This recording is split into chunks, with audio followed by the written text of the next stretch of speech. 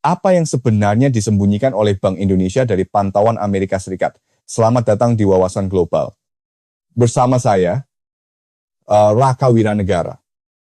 Kita akan membongkar sebuah rencana besar yang sedang berjalan dalam diam di jantung ekonomi Republik ini. Kita mungkin sudah lelah melihat nilai tukar rupiah yang selalu hancur setiap kali para pengambil kebijakan di Amerika Serikat sekadar bersin. Selama puluhan tahun.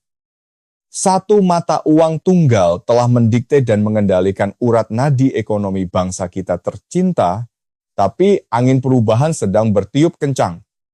Sekarang, Indonesia bersama dengan Tiongkok dan negara-negara aliansi BRICS sedang merancang sebuah skenario yang mungkin akan dicatat sebagai pemberontakan finansial paling bersejarah pada abad ke-21 ini. Bagaimana cara Indonesia melindungi benteng ekonominya dari badai krisis global berikutnya? Apakah kita siap menantang dominasi absolut mata uang negeri Paman Sam? Ini bukan sekadar teori konspirasi, melainkan realitas geopolitik yang sedang kita hadapi dalam 30 menit ke depan. Kita akan membedah secara komprehensif bagaimana dedolarisasi bukan lagi sekadar wacana akademis. Ini adalah perang senyap, strategi pertahanan, dan langkah paling berani yang pernah diambil oleh otoritas moneter Indonesia. Mari kita tarik mundur sejarah untuk memahami akar masalahnya. Bagian pertama, hegemoni dolar. Sejak perjanjian Bretton Woods pada tahun 1944, dolar Amerika Serikat telah dinobatkan sebagai raja mata uang cadangan dunia secara sah. Keistimewaan yang luar biasa ini memberi Washington kekuatan yang tak tertandingi. Mereka bisa mencetak uang tanpa batas, mengekspor inflasi ke negara berkembang, dan membiayai defisit raksasa mereka dengan mengorbankan stabilitas ekonomi negara-negara lain. Sistem petrodolar yang lahir pada tahun 70-an semakin mengukuhkan cengkraman ini. Seluruh transaksi minyak global wajib menggunakan dolar. Jika sebuah negara ingin membeli energi untuk menghidupkan industrinya, mereka harus tunduk pada mata uang AS. Bagi Indonesia, ini adalah jebakan struktural. Setiap kali kita mengekspor batu bara ke Jepang atau mengimpor mesin dari Jerman, transaksinya harus dikonversi terlebih dahulu ke dalam dolar. Ada biaya siluman yang terus menggerogoti efisiensi perdagangan kita. Lebih buruk lagi, Amerika Serikat telah mempersenjatai mata uangnya melalui sistem SWIFT. Mereka bisa memblokir akses finansial negara manapun yang tidak sejalan dengan kepentingan geopolitik mereka. Sebuah senjata pemusnah massal dalam bentuk ekonomi digital.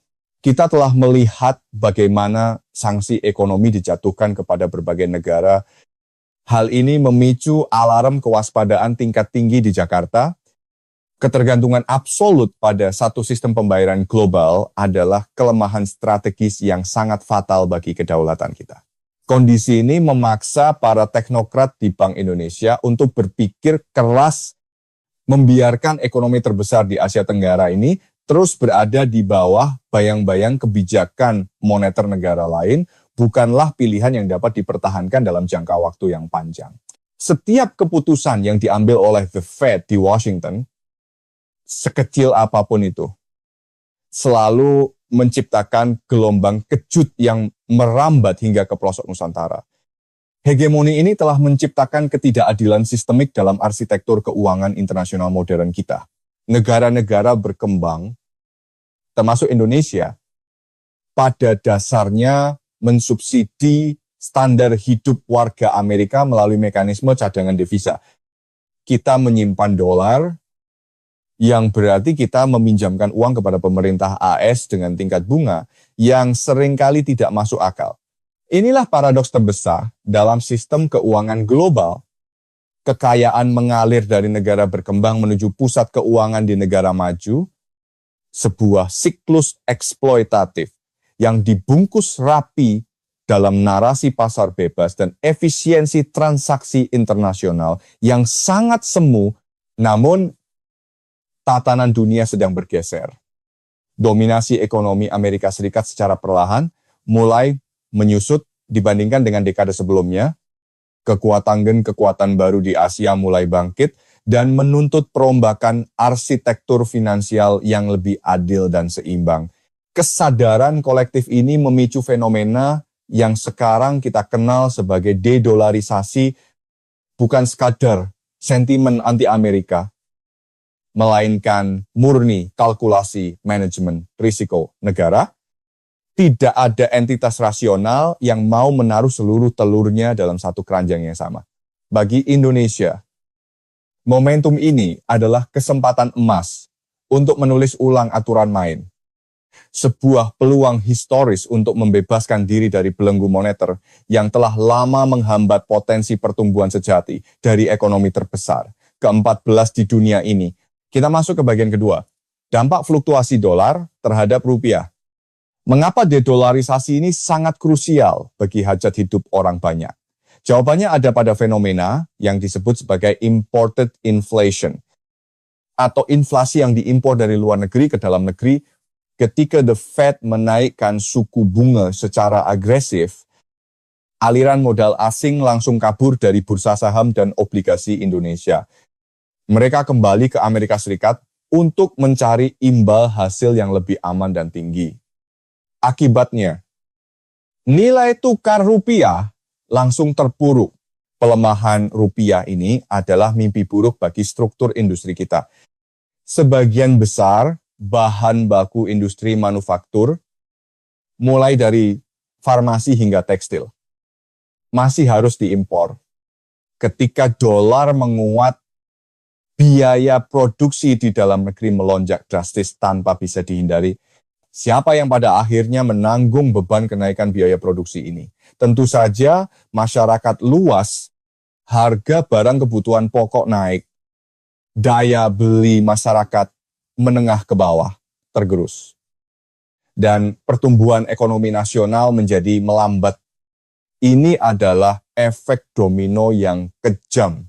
Selain itu, beban utang luar negeri pemerintah dan korporasi swasta yang berdenominasi dolar tiba-tiba membengkak hanya karena selisih kurs. Uang triliunan rupiah yang seharusnya bisa digunakan untuk membangun infrastruktur dan pendidikan lenyap begitu saja. Bank Indonesia seringkali terpaksa melakukan intervensi di pasar valuta asing. Mereka harus membakar miliaran dolar dari cadangan devisa negara hanya untuk menstabilkan kurs rupiah. Sebuah strategi pemadam kebakaran yang sangat menguras sumber daya nasional kita. Tidak hanya itu, BI juga terpaksa ikut menaikkan suku bunga acuan domestik demi menjaga selisih imbal hasil dengan Amerika. Akibatnya, cicilan kredit perumahan masyarakat naik, kredit modal kerja UMKM menjadi mahal, dan roda ekspansi bisnis menjadi terhambat. Inilah lingkaran setan ketergantungan dolar. Kebijakan moneter kita menjadi tersandera. Otoritas kita kehilangan kemerdekaan penuh untuk merumuskan kebijakan yang murni berorientasi pada pertumbuhan ekonomi domestik. Karena terus dibayangi ancaman pelarian modal asing, gejolak geopolitik global, seperti perang di Eropa Timur atau ketegangan di Timur Tengah, selalu memicu kepanikan pasar. Investor global akan beralih ke dolar sebagai tempat berlindung yang secara otomatis akan memukul mata uang pasar berkembang seperti rupiah. Kita sedang bermain dalam sebuah kasino global di mana aturannya ditulis oleh satu pihak saja. Dan dalam jangka panjang, pihak tersebut tidak akan pernah membiarkan dirinya kalah. Memahami kerentanan ini adalah langkah pertama menuju kesadaran akan kedaulatan finansial. Pemerintah tidak bisa membiarkan kerentanan struktural ini terus berlanjut. Ketahanan ekonomi nasional tidak boleh digantungkan pada kebaikan hati bank sentral negara lain. Harus ada sebuah terobosan radikal untuk memutus mata rantai ketergantungan yang destruktif ini. Oleh karena itu, gagasan dedolarisasi menemukan momentum puncaknya. Bukan sebagai bentuk permusuhan diplomatik, melainkan sebagai mekanisme pertahanan diri yang sah, sebuah perisai pelindung dari volatilitas pasar keuangan global yang semakin hari semakin tidak rasional. Jika Indonesia ingin melompat menjadi negara maju pada tahun 2045, stabilitas nilai tukar adalah prasyarat mutlak. Kita tidak bisa membangun fondasi ekonomi yang kuat di atas tanah yang terus bergoyang akibat gempa moneter dari benua seberang lautan. Dan disinilah Bank Indonesia memainkan kartu as mereka. Sebuah inisiatif senyap yang telah dipersiapkan selama bertahun-tahun, yang kini mulai menunjukkan hasil nyata di lapangan, sebuah strategi yang menggeser paradigma perdagangan internasional di kawasan Asia Tenggara. Bagian ketiga, senjata baru Bank Indonesia. Inisiatif ini bernama Local Currency Transaction atau LCT. Konsepnya sangat sederhana, namun memiliki dampak yang revolusioner. LCT memungkinkan dua negara untuk berdagang menggunakan mata uang lokal masing-masing secara langsung. Bayangkan seorang pengusaha di Jakarta mengimpor mesin dari Jepang. Dahulu, rupiah harus ditukar dulu ke dolar. Lalu dolar ditukar ke yen. Ada 2 kali biaya konversi. Dengan LCT, pengusaha kita cukup membayar dalam rupiah. Dan eksportir Jepang menerima dalam mata uang yen. Ini adalah langkah memotong perantara. Tidak ada lagi ketergantungan pada bank koresponden di New York. Tidak ada lagi biaya konversi ganda yang membebani margin keuntungan pengusaha. Proses menjadi lebih cepat, jauh lebih murah. Dan yang terpenting, keamanannya sangat terjamin. Bank Indonesia telah secara proaktif menjalin kerjasama LCT dengan negara-negara mitra dagang utama, dimulai dengan Malaysia dan Thailand, kemudian meluas ke Jepang, Tiongkok, dan kini sedang dijajaki perluasan jangkauannya dengan Korea Selatan serta negara-negara sahabat lainnya. Data menunjukkan pencapaian yang fantastis. Nilai transaksi LCT terus melonjak tajam dari tahun ke tahun, mencapai ekuivalen miliaran dolar. Ini bukan sekadar proyek percontohan, melainkan sebuah ekosistem finansial baru yang sedang bertumbuh pesat menantang dominasi lama. Selain perdagangan barang, LCT juga mencakup investasi langsung dan remitansi. Bahkan inovasi yang paling terlihat oleh masyarakat umum adalah konektivitas pembayaran retail lintas batas. QRIS yang biasa kita gunakan kini sudah bisa dipakai untuk berbelanja di Thailand dan Malaysia. Wisatawan Indonesia di Bangkok tidak perlu lagi menukar uang ke dolar atau baht. Cukup pindai kode QR dengan aplikasi perbankan lokal, transaksi langsung selesai. Hal ini menciptakan ilusi mata uang tunggal kawasan tanpa harus mendirikan bank sentral bersama seperti di zona euro. Integrasi keuangan ASEAN ini adalah fondasi penting. Jika negara-negara Asia Tenggara bersatu dan membuang dolar dalam perdagangan intrakawasan, kita menciptakan sebuah benteng pertahanan ekonomi yang masif, sebuah kekuatan regional yang tangguh dan tidak bisa dipandang sebelah mata. Setiap transaksi LCT berarti mengurangi permintaan terhadap dolar di pasar valuta asing domestik secara perlahan, namun pasti, hal ini akan mengurangi tekanan terhadap nilai tukar rupiah. Inilah mekanisme penstabil otomatis yang dirancang dengan sangat cerdik oleh Bank Indonesia, tentu saja mengubah kebiasaan para pelaku usaha tidaklah semudah membalikkan telapak tangan. Banyak eksportir yang masih merasa lebih aman menyimpan kekayaan dalam bentuk dolar.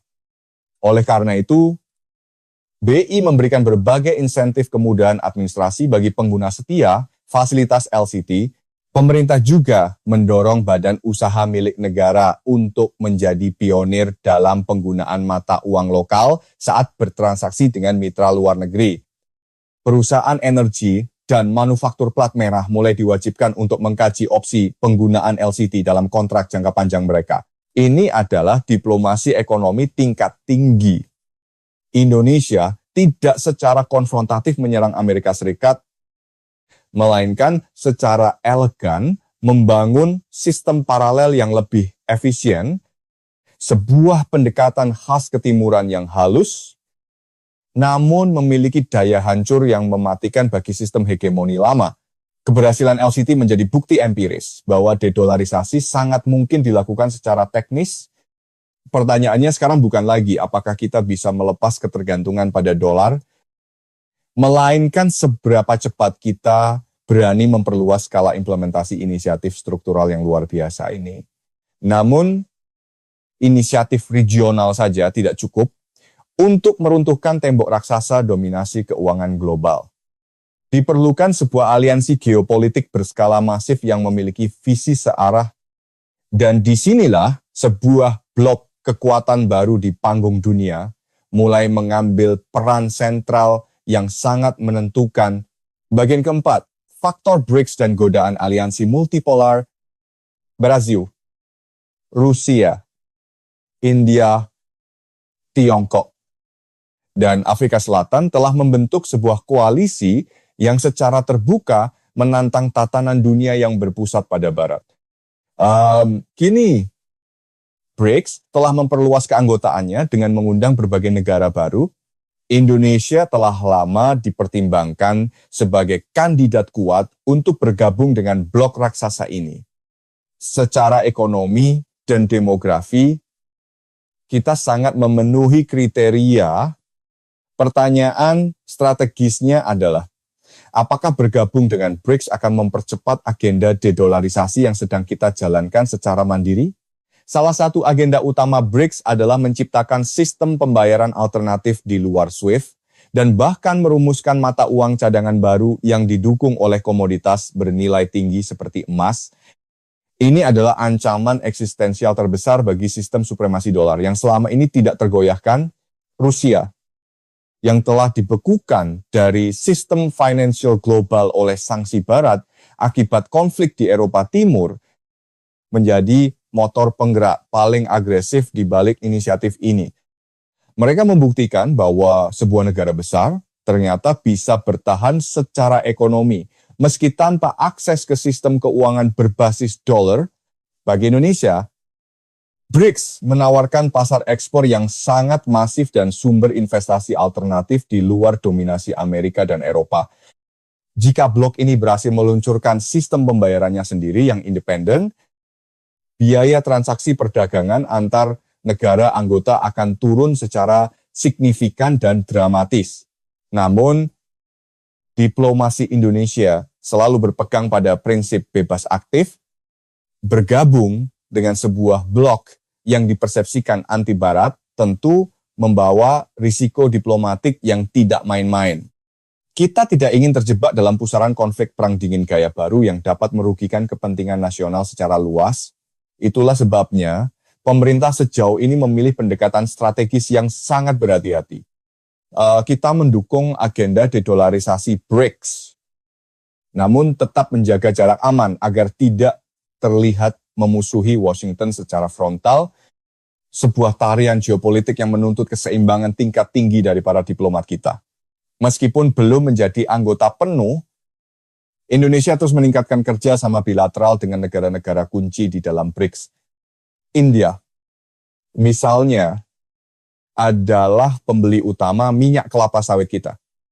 Menggunakan mata uang lokal dalam perdagangan dengan India adalah target logis yang sangat masuk akal. Selanjutnya, sementara itu, wacana mata uang bersama BRICS masih menghadapi banyak tantangan teknis. Menyatukan kebijakan moneter dari negara-negara dengan tingkat inflasi dan struktur ekonomi yang sangat berbeda adalah pekerjaan rumah yang sangat monumental, dibutuhkan waktu puluhan tahun untuk mewujudkannya secara sempurna. Namun, pesan simbolisnya sudah sangat jelas.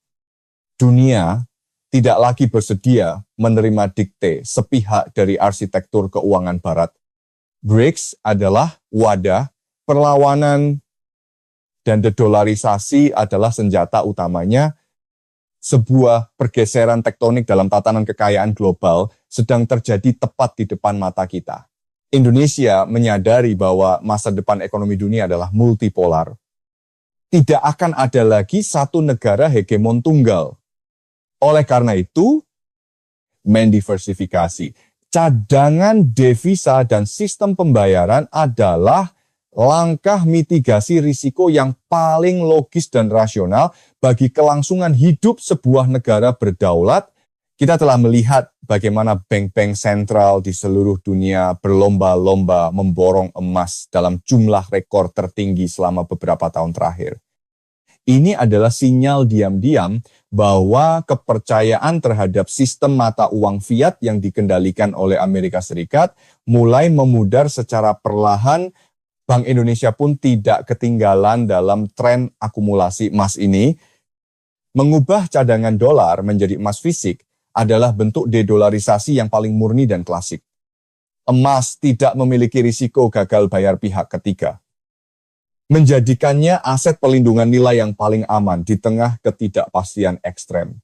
Faktor BRICS pada akhirnya mempercepat kesadaran kolektif kita, tapi dari semua anggota BRICS, ada satu negara yang memiliki pengaruh paling dominan terhadap nasib ekonomi Indonesia, negara yang perlahan, namun pasti mulai menancapkan pengaruh mata uangnya secara masif di bumi Nusantara tercinta ini. Kita melangkah ke bagian kelima, dedolarisasi dalam perdagangan bilateral dengan Tiongkok. Tiongkok bukan sekadar mitra dagang, melainkan raksasa ekonomi yang menyerap sebagian besar komoditas ekspor Indonesia dan menyuplai hampir seluruh kebutuhan barang modal untuk proyek infrastruktur domestik kita. Volume perdagangan antara Indonesia dan Tiongkok mencapai angka yang sangat fantastis, melampaui 100 miliar dolar setiap tahunnya selama bertahun-tahun. Seluruh transaksi raksasa ini diselesaikan menggunakan dolar AS. Memberikan komisi cuma-cuma yang tidak sedikit bagi sistem perbankan di Wall Street. Namun, sejak kesepakatan LCT antara Bank Indonesia dan Bank Sentral Tiongkok diimplementasikan, lanskapnya berubah drastis. Kini, eksportir batubara di Kalimantan bisa langsung menerima pembayaran dalam yuan, dan importir mesin di Jawa bisa membayar langsung menggunakan rupiah tanpa harus mencari dolar bagi Beijing. Ini adalah bagian dari grand strategy internasionalisasi mata uang yuan. Mereka ingin yuan diakui sebagai alat tukar global yang kredibel. Sejajar dengan dolar dan euro. Mendorong penggunaannya di negara mitra dagang utama seperti Indonesia adalah langkah taktis yang sangat vital bagi mereka. Bagi Jakarta, ini adalah pragmatisme ekonomi murni. Jika kita bisa menghemat miliaran rupiah dari selisih kurs dan biaya transaksi, mengapa harus mempertahankan kesetiaan pada sistem yang lama? Kepentingan nasional menuntut efisiensi maksimal terlepas dari siapapun mitra yang menawarkan solusi alternatif. Ledakan investasi smelter nikel di Sulawesi dan Maluku yang mayoritas didanai oleh modal Tiongkok semakin mempercepat pergeseran ini. Aliran modal masuk tidak lagi murni berbentuk dolar, melainkan langsung dalam bentuk yuan yang kemudian dikonversi secara efisien ke dalam rupiah untuk kebutuhan operasional. Fenomena ini tentu menimbulkan kekhawatiran baru di sebagian kalangan. Apakah kita sekadar keluar dari mulut harimau Amerika untuk kemudian masuk ke dalam mulut buaya Tiongkok? Apakah kita menukar ketergantungan pada dolar menjadi ketergantungan baru yang sama berbahayanya terhadap mata uang yuan? Otoritas moneter kita membantah keras narasi tersebut. LCT dirancang secara simetris dan seimbang. Tujuannya adalah diversifikasi, bukan substitusi total. Kita tidak mengganti dominasi tunggal dengan dominasi tunggal lainnya, melainkan menyebarkan keranjang risiko ke berbagai mata uang mitra dagang strategis. Selain itu, Yuan Tiongkok bukanlah mata uang yang bisa dikonversi secara bebas di pasar global seperti dolar atau euro. Beijing mengontrol ketat pergerakan modal lintas batas mereka. Ini membatasi potensi yuan untuk sepenuhnya menggantikan fungsi dolar sebagai mata uang cadangan dunia dalam waktu dekat.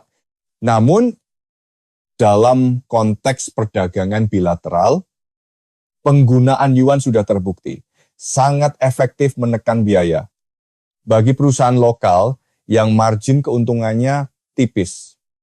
Efisiensi beberapa persen dari selisih kurs adalah penentu antara bertahan hidup atau gulung tikar di tengah persaingan pasar global yang brutal. Langkah berani ini juga mengirimkan pesan diplomasi yang kuat. Indonesia menunjukkan otonomi strategisnya.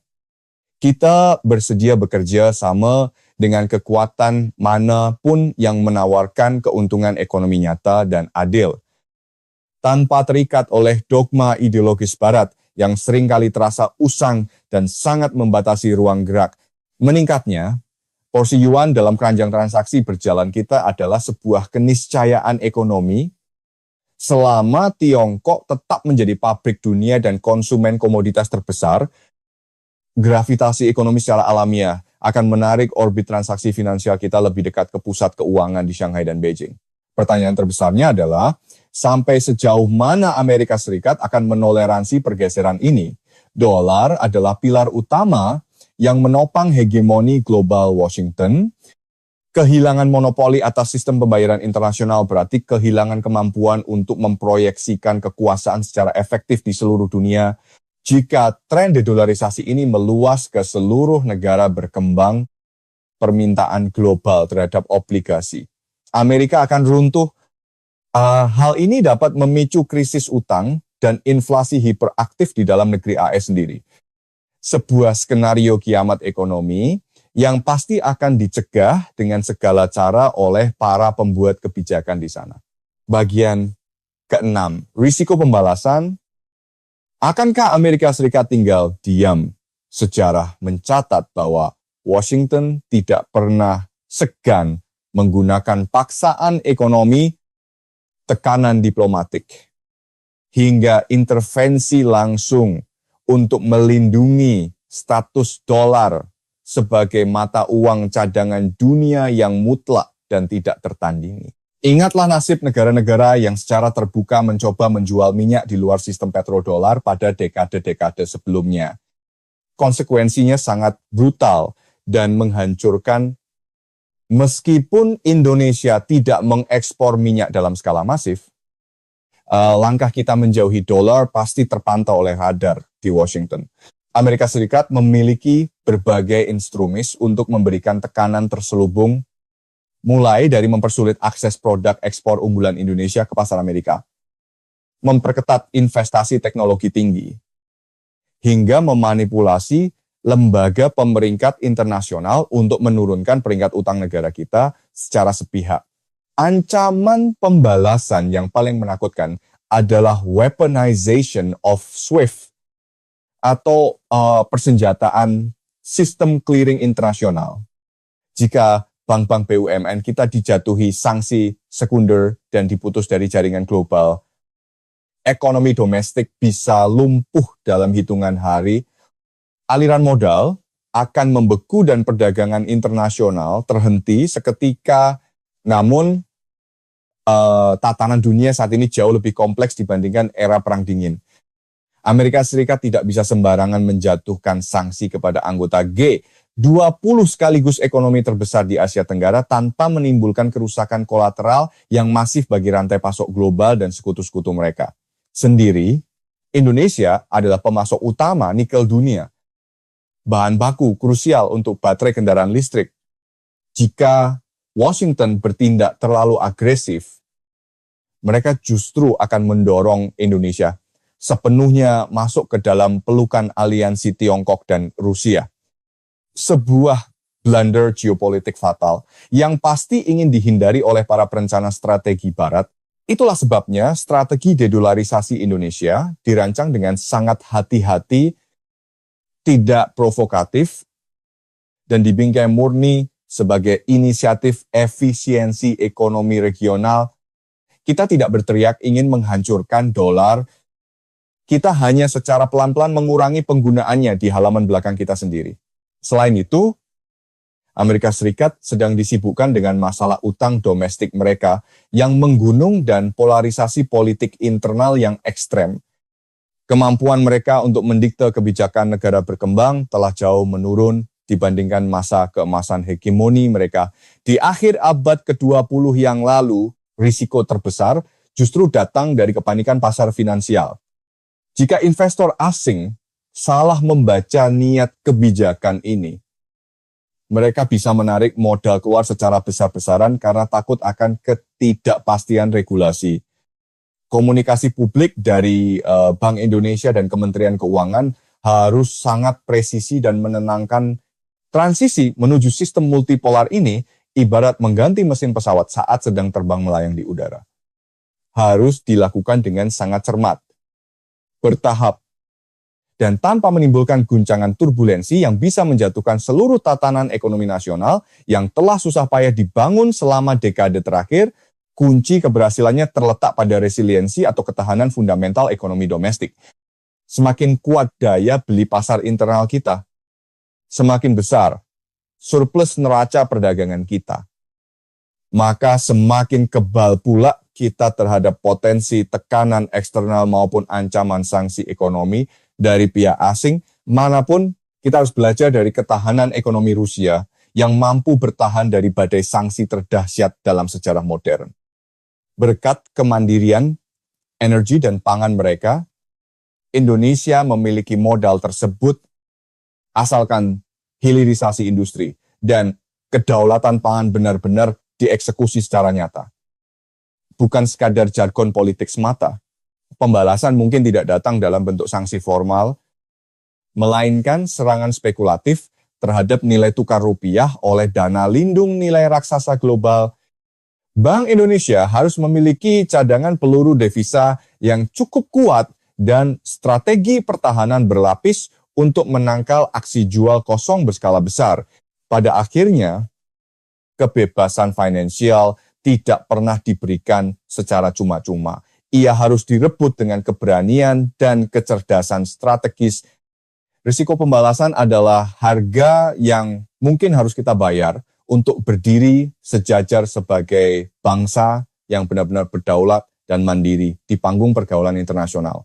Bagian ketujuh, masa depan rupiah di tatanan dunia multipolar. De-dolarisasi bukanlah proses yang bisa diselesaikan dalam semalam. Ini adalah perjalanan maraton lintas dekade. Dolar tidak akan runtuh besok pagi.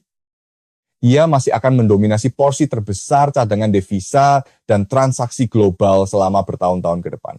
Namun, tren penurunannya sudah tidak bisa diubah lagi. Pangsa dolar dalam cadangan devisa global telah turun ke level terendah dalam 2 dekade terakhir. Retakan pada bendungan hegemoni sudah mulai muncul, dan air perubahan telah merembes perlahan, namun pasti mencari jalannya sendiri menuju keseimbangan baru. Bagi rupiah, masa depan terlihat jauh lebih mandiri. Dengan berjalannya inisiatif LCT dan diversifikasi mitra dagang, fluktuasi suku bunga, the Fed di Amerika Serikat, perlahan-lahan akan kehilangan daya hancurnya terhadap stabilitas makroekonomi domestik kita. Kita sedang membangun dinding kedap suara moneter. Bayangkan sebuah era di mana nilai tukar mata uang kita murni mencerminkan produktivitas real bangsa, bukan sekadar sentimen ketakutan spekulan asing di Wall Street. Sebuah era di mana inflasi bisa dikendalikan sepenuhnya melalui kebijakan dalam negeri, tanpa gangguan distorsi harga yang diimpor dari luar negeri. Untuk mencapai visi idealis ini, de-dolarisasi harus dibarengi dengan reformasi struktural di sektor real.